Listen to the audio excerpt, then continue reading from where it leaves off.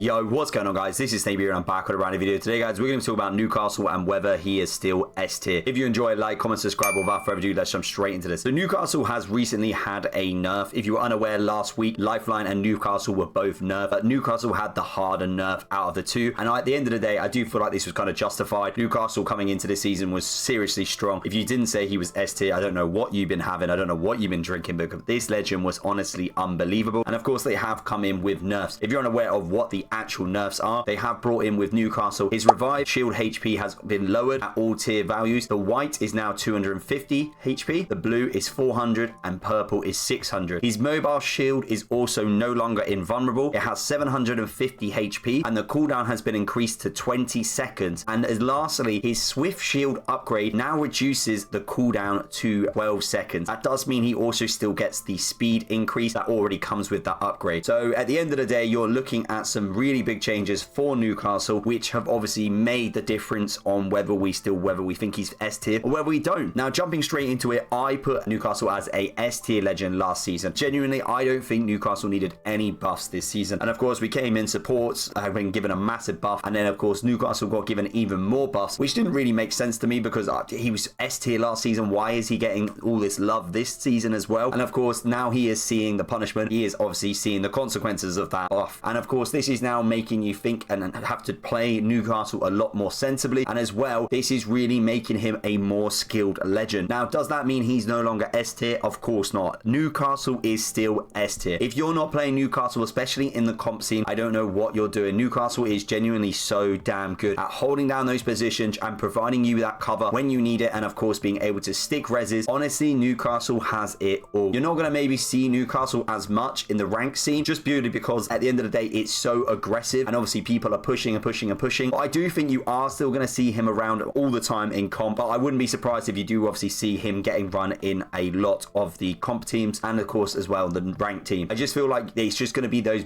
lower tier levels that you're not going to see him as much, because he was so easy to use at the beginning of the season. I genuinely think he was one of the easiest legends. A lot of people were coming out and saying that no, you don't actually need much skill now. At the end of the day, all it was stick res, run away really fast with the ability, with the upgrade of the res speed, and then of course they had gold knockdowns available. It was all just a mess, and now you are going to be having to think about it a lot more. I think with of course the changes to the knockdowns, I think you're going to have to be making sure you put down that mobile shield and then stick the res to make it more difficult. You obviously have to decide whether you prefer having that swift movement for the revive or whether you want to have swift shield. I personally really like swift shield. I think having my shield back more often at 12 seconds is really good, especially with those situations where we want to be pushing things. And of course, with it being paired as well with the cooldown and the movement speed of the shield, I just really do like it. I think it's so needed. The movement speed with the res is just more down to skill now. It used to be just honestly, if you take that upgrade, that's fair enough. But I think that's more of a skill issue. I think if you need to be taking that one, it's just because you don't know what to remove yourself with, and maybe you're not using that swift shield upgrade to the actual benefits of it. And at the end of the day, I just feel like this legend you just can't sleep on. Genuinely, this legend is so damn good. Guys, if you're not using Newcastle still, I think you are being a little bit delusional. Just because he's not as broken as he was doesn't mean he's not still a broken legend. I really do recommend that you keep using Newcastle, especially comp, but genuinely he is so good for ranked as well. So yeah, guys, that is my comments on that. If you guys want to let me know down in the comments down below whether you think Newcastle's an S legend or you feel like he's actually come off of S tier, let me know down in the comments down below. But yeah, guys, like, comment, subscribe. I'm gonna let the rest of the gameplay footage play out, and I'll see you all in the next video.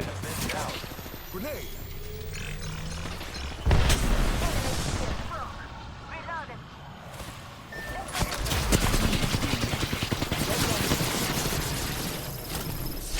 Recharging shields. Center frag. Reinforcing my shield. Fire, friends. Frag out.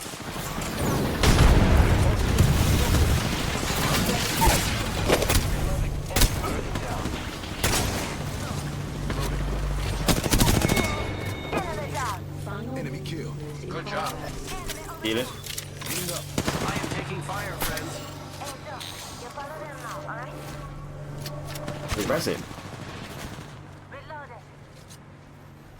I'm going back up to the top of the stairs. Broke that enemy shield. Reloading. Yeah, they're pushing him. They got rid of him.